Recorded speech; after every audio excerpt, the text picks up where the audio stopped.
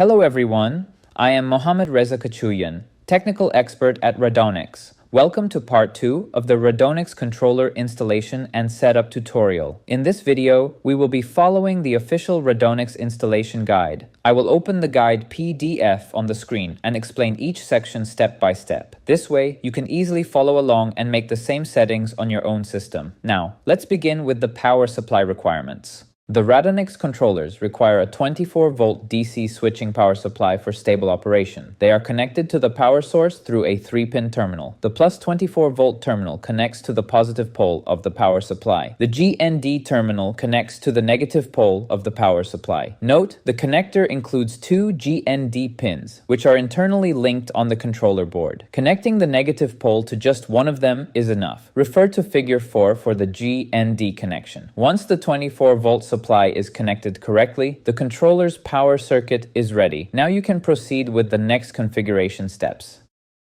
The power supply voltage for PC Pro models should be between 18 and 28 volts. For PC Smart models, it should be between 12 and 24 volts. Both models require a current of less than 0.5 amps. Switching power supplies are the most suitable type for Radonix controllers. They are not significantly affected by changes in the mains voltage. For best performance, we recommend using a 24-volt switching power supply. Now, on your computer, go to the Start menu, then open the Control panel. Select Network and Internet, then choose Network and Sharing Center. In the Access section, look for Ethernet. Remember, the controller must be powered on before the Ethernet connection will appear. Next, let's set the IP address. Open Ethernet. Properties, then select Internet Protocol version 4, also called TCP/IPv4. Click Properties. By default, Windows is set to obtain an IP address automatically. Change this to use the following IP address. Now enter these values. IP address 192.168.11.100. For subnet mask, just click once. The value 255.255.255.0 will appear automatically. Click OK to save the settings. At this point, you can run the Radonix CAM Pro program.